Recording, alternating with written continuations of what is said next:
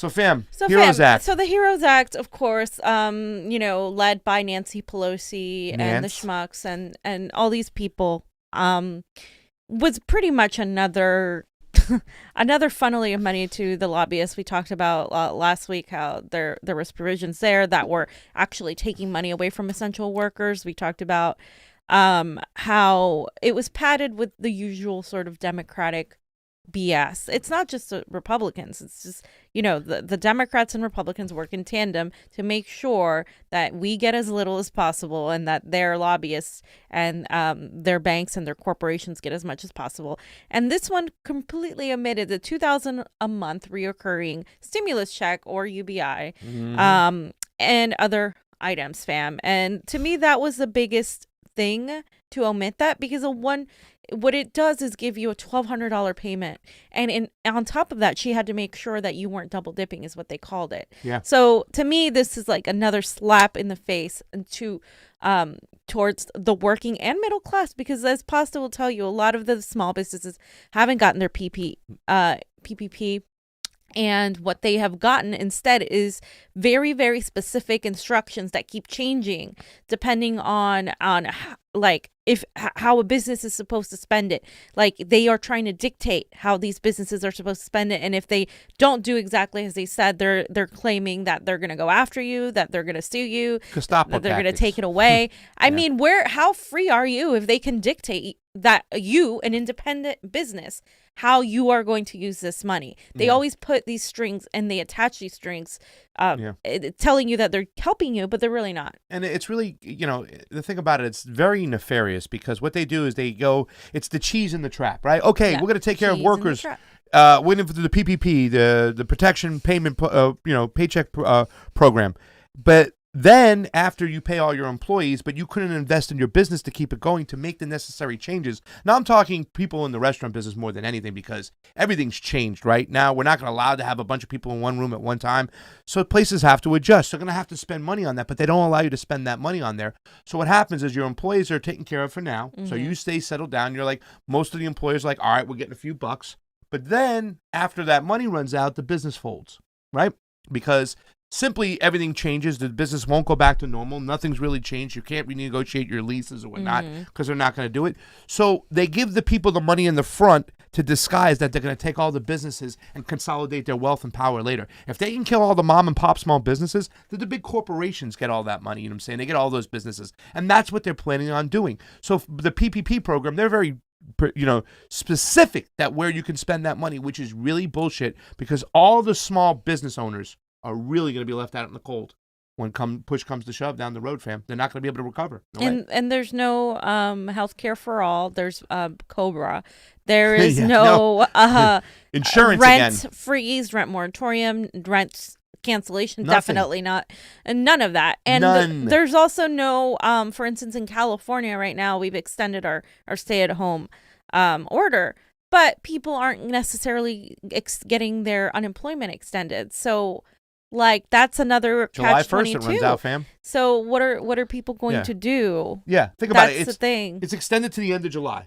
All right, but the extra money that from the CARES Act for the unemployment runs out July 1st. So what do you do for that month? You're going to take $350 a month?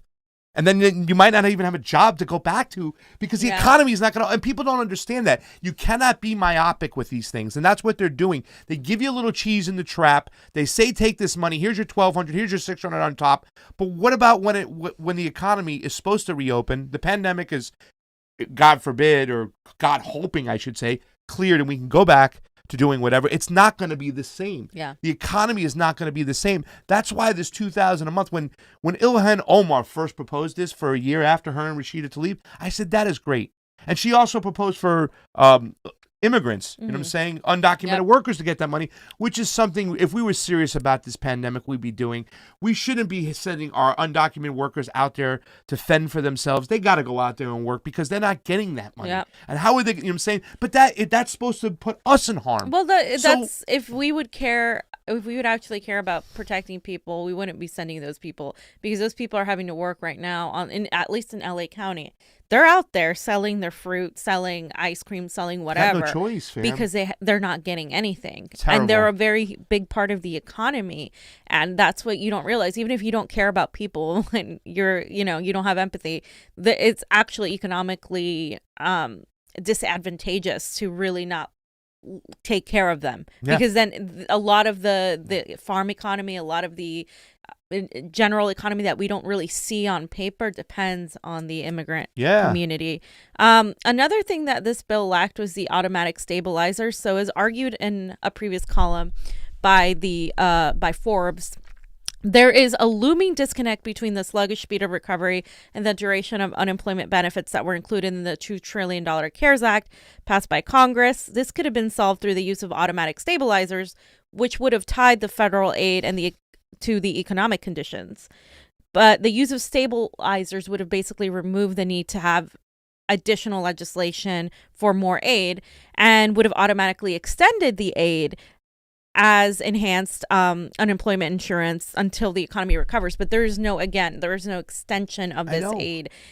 So they can say, oh, we're gonna extend the stay-at-home order, but they won't say we're gonna extend your unemployment. And that's something people were really scared about. And another $1,200 payment that might come out in September isn't really gonna help you. It's so stupid. I mean, this is just, it's, once again, they can tell you, and a lot of people are saying, oh, we got to get people back to work. Like, why do we have to get people back to work? If this is a serious pandemic, why don't we keep people at home to make sure everybody's safe until it passes us by? But no, the fact that the government doesn't want to guarantee us that money to stay at home puts people in a very serious position. What do? Do we stay at home? Do we go to work? Especially for a small business owner. I talked about the time with the tattoo artist who was arrested because he had no money. He written his last check and he wanted to get the $200 so he can get food because he had no unemployment. He owned a tattoo shop, right? So he didn't get unemployment. And there's a lot of situations where people who used to drive Uber and Lyft, they're not even getting their money. They were supposed to, but they're still waiting on it. And that's the thing. There's no improvements to people to get their funds more quickly and more accurately. None of that has been worked on. Not whatsoever. The websites have been down. Terrible management. On top of that. So there's really... Terrible.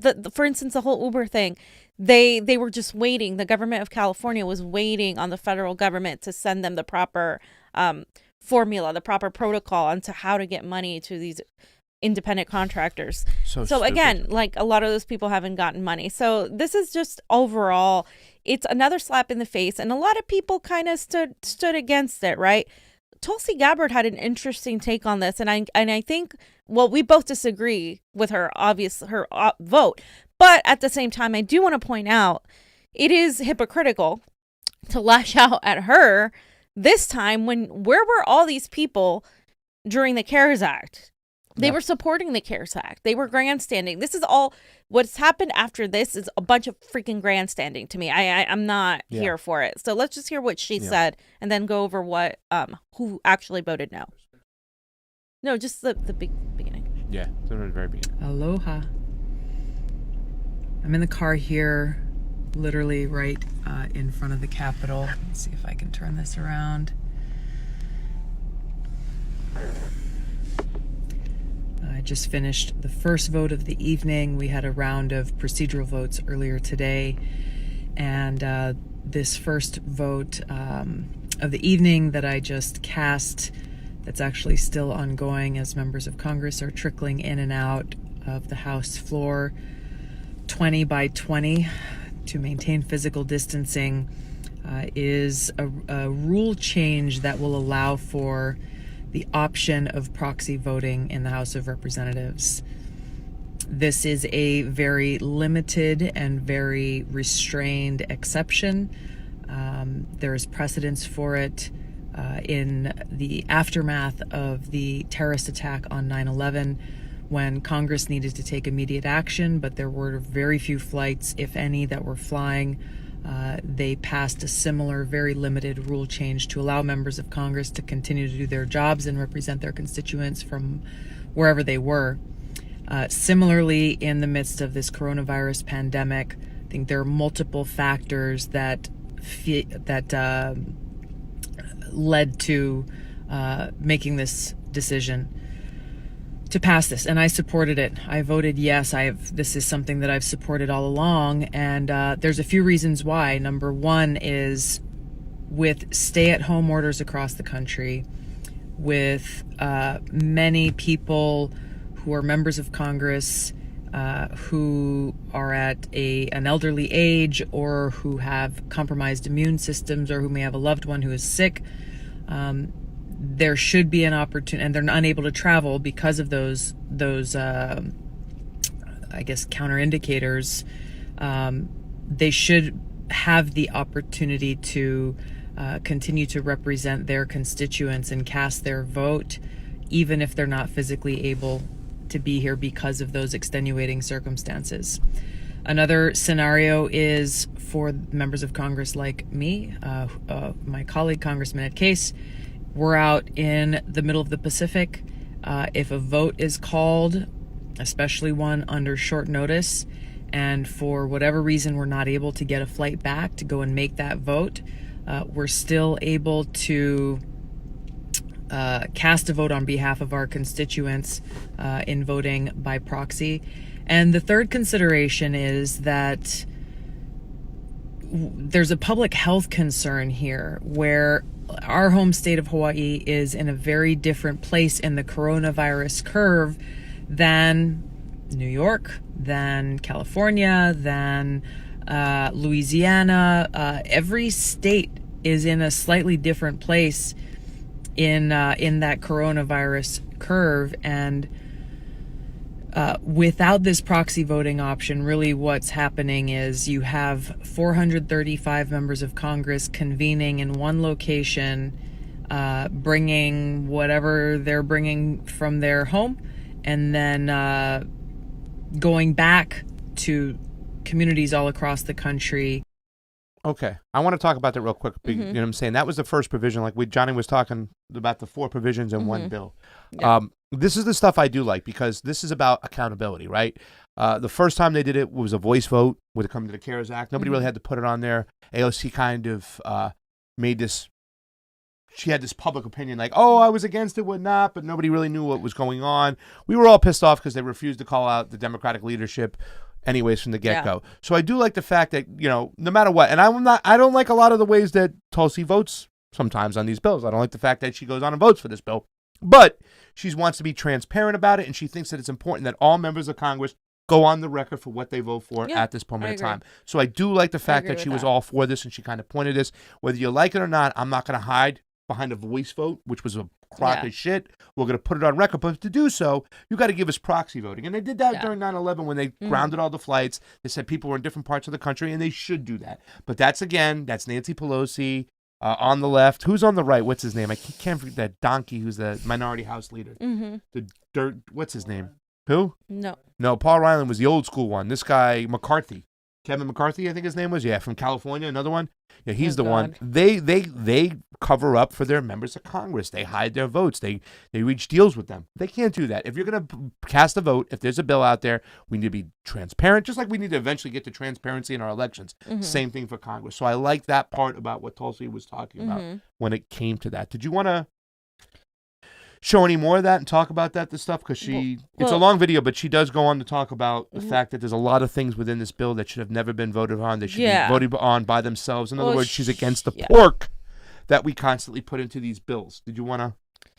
I don't know. I don't know exactly when that comes up. Towards the end. Yeah. It's towards the end. We could just talk about it. Pretty much, Tulsi believes that there's a lot of stuff within this bill that she doesn't think that should be voted upon the bill. However, she's going to go ahead and pass the bill and vote for it because she mentions that there's a lot that doesn't have the UBI. She definitely mentions she was pissed off about that, but she's still voting for it. And I think with her, it's like, well, we need to get money to people like right now. The first responders. The problem, and the first it did have the first responders thing, but I think the problem is again like. Here we go. We're passing another bit of legislation that doesn't really address people's concerns. Yes. So how many more is that? Like, how much longer are people going to be able to like live with 2 payments of $1,200 in a period of like 5 months? That's irrational. And I mean, not everybody has gotten their unemployment. Like, if we had cohesion as to who was getting unemployment, and we had a way to ensure that all the small businesses were getting what they were supposed to get, like, it would be fine. But that's not what's happening. A lot of people haven't gotten anything. Yeah. And you can't, we can't continue to allow this. The reason I'm not as pissed off at her is because where were there's so much faux outrage right now. Like, oh, look, let's cheer AOC, Ilhan, and blah, blah, blah. But it's like, where were they with the CARES Act? Like, that was a big one. We already gave trillions of dollars to Wall Street and banks. We already did that. To corporations. We already bailed them out. The stock market is doing really well.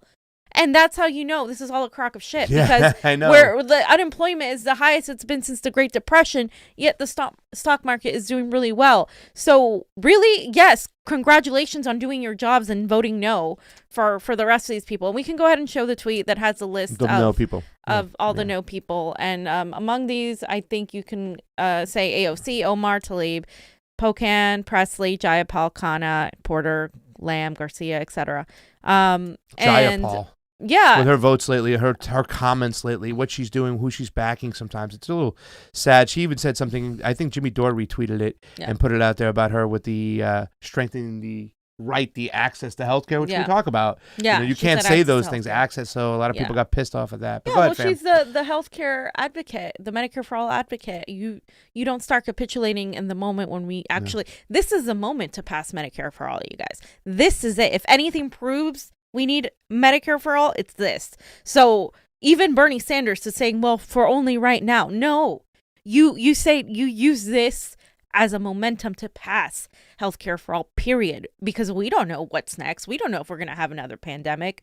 It could be something else tomorrow. We really don't know. So like to really just kind of step back and say, okay, only for now, and Cobra and all this, it's bullshit. Like people really, this is the issue, I think, aside from the general strike movement and the rent movement coalescing, this is the issue that I think could get people across party lines to be like, okay, fine, we'll do that. I got to go back and watch the floor debate, and I want to see what the Republicans said, on the floor. You get a lot of information. They really, it's very somewhat cryptic when you see them going over there time and time again, because they get together behind closed doors and they talk about their strategy and their plan and whatnot. And you had 184 voting no. It was all the Republicans no, and the majority of the Democrats voting yay with a couple of nays. But it's interesting. The majority of Republicans are voting no because they don't want anything.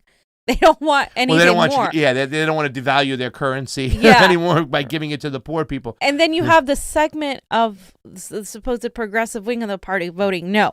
So it's very interesting to see that the reasons why people vote no and yes do matter. Just because somebody votes yes on this doesn't mean I think they should be canceled. Same as the reason why just they vote no doesn't mean I should be like hailing them and creating like some sort of sainthood for them, because this wasn't the bill. The bill happened already with the CARES Act. If you were going to stand up to anything, it needed to be the CARES Act. Now everything else is consequential. Now we're at a time where we need to get money to people. So I understand why people are voting yes on it. Yeah. Well, even the CARES Act was like 2 bills down the road. They already gave trillions before the CARES Act. Exactly. And that's the thing. It's like, it comes to Tulsi, Bernie, the squad, whatnot, there's not enough raging against the machine. They should have been pinpointing where all these trillions of dollars are going. They should be holding up. Look what Boeing had to fill out to get themselves $10 billion. Just sign their name, but you got to sell this, and you're going to be threatened with fraud and this and that, and we're gonna take the money back if you're a small business. They should have been pinpointing these things, not just the fact that we're getting this money to people who need it after you said the cut has already happened, fam, and it's too late. We just got to stitch it up. Get down to the root of the problem, like Marianne Williamson says, and we should have been fighting the shit for the get-go, because once again, I still see the little guy, the little girl out in the cold just waiting for their check. Some of them haven't got it. They haven't gotten the help. There's no way forward. And yet, the big people, all those corporations, you get your cash like that. I got a couple Super Chat contributions to read real quick. I think one of my favorite people out there, Mad Wolf, says, Bernie, AOC, the squad, they're all dead and buried to me. I wish Jesse would run and crush both the Dems and Republicans. Dems just need to go extinct. Now, listen, if you come watch the show tomorrow at noon, we're going to be having a Jesse Ventura spokesperson come on the show and talk about some stuff that's going on. So if you're still... Aaron Scott. Yep. If you're still wondering what's going on, with Jesse and you're still hoping, watch the show tomorrow at noon and find out what's going on. Oh, fam, look who gave us that there. They give it a super chat contribution. You remember, see if you remember this name. Brian Deutsch. Oh, hey, Brian. Remember Brian Deutsch? Brian Deutsch is our guy. When we started off the Convo Couch, he had a couple of production meetings to help us out. Brian Deutsch actually hooked us up with our first people, the LACreativeStudios.com. He sent us the way there, so thank you, Brian Deutsch. We love you. Brian. We miss you. He's not working now with everything shut down. He worked on a lot of sets, and we love Brian Deutsch. Brian Deutsch wants me to run against Adam Schiff. He always says that. I think Pasta needs to run against Adam Schiff, guys. Adam Schiff for brains. That's Jim slogan. Crittenden said the last 6 months have demonstrated the truth of MMT. Yes, we afford Medicare for all. Real freedom, especially now. It certainly has, Jim. MMT, they're just creating money out of thin air. They create it for the big corporations, but the little guy, no. So, fam, the votes that you showed for the 14 Dems, what was that on? What did they vote on? That was on the Heroes Act. Yeah. It actually wasn't, though, because that's the one, what it's. The one. This is what people think. Yeah, I know. No, but he linked the clerkhouse.gov. It was to vote on the Heroes Act. This is HRES 965. And then, so I was actually able to find the actual Heroes Act. They reference it in the other one. It's so HRES 967 is the one that he linked. So it's to vote for the Heroes Act. It's saying, can we vote proxy and all that stuff? It's like three things in one. So it's vote proxy and then providing for consideration of the bill, make an emergency. They providing for the consideration of the bill, HR 6800, which is the Heroes Act, HR 6800, and then if you go to the roll call here you can see that Ocasio, HR 6800, here Ocasio-Cortez did vote yes. So she voted no to vote on the bill because they thought it wasn't ready, and then for the actual bill, it's like, okay, I guess we'll take it then. Yeah, is basically what happened. Right, but all that's being promoted by the leftist people, even Zephyr Trechau, Ro Khanna, all these people. Oh, Ocasio, and this is my whole point. Like Ocasio and them, they're voting no on it. That's what it's being understood to the public. Right. And so that's my whole point is that it's so difficult for most people to navigate through this, even us alone. Like it's like, wow, we have to read every single fucking thing. This thing is 1,800 pages long. There it goes. Like nobody's gonna read that. I don't like. That's like where is it? War and Peace is shorter than that. Yeah. Like I mean, this is like. This is what I mean. Like, it's grandstanding to me to say, oh, look at the progressives. They're standing up. Just go read a bunch of the tweets. Oh, look, congratulate them. These people are doing the right thing. Where were they during the CARES Act? At the end of the day, Ocasio lied. She pretty much did the same thing before, where she was saying, oh, I said no on that. When she didn't say no. She actually voted. She didn't, it was a voice vote. And she didn't say I didn't hear a voice. I heard Thomas Massey was the only one. Tommy said Massey said there was a couple people who did it. He didn't mention AOC, and he said there was a couple people that went up to it after and said, man, I wish I would have voted the way you voted. It's like, well, why didn't you? Why does it have to be a freaking libertarian Republican to call out for transparency? So that's the whole thing, Johnny, is like, I wanted, like, Tulsi Gabbard is now being like, oh, she voted, da-da-da-da-da. But it's like, but so did, like, everybody else, Let me say this about, too, that fam, though. Tulsi needs to get, we talked about this. We always said that, everybody always said that Bernie knows about the economic policies and the social policies, and Tulsi's great on foreign policy, but we always said that no, on paper, that Tulsi's pretty, she's pretty progressive when it comes to domestic and social issues. She was driven by her fight against climate change. That's Water Woman going to, you know what I'm saying? That's the first thing that really pushed her to go into office, was fighting for Mother Earth. Yeah. So when this came about, I wanted to see more, and I've told people close to Tulsi, I wanted to see more. Come on. Enough is enough. Put your foot down. Show that economically and domestically, you're going to stick up for the people just as much as you do when it comes to our civil liberties and our foreign policies. We also talk about the 666 HR. You know what I'm saying? I'd like to talk to her more about that, too. Yeah. Because when it comes to, the whole coronavirus, she was out there saying, we need to protect ourselves. She understood it from a foreign policy point of view, that if we don't the world globally now has to work together. Otherwise, we'll all be infected. She was great when it came to that stuff. When it comes to this, I'm still a little disappointed. I saw what she had to say. It's not that I'm ready to cancel her. I don't like her vote. I haven't liked her vote on certain things before, but I wish she would get a little bit more slay the dragon when it comes to these things, fam. This is where she needs to step up her game.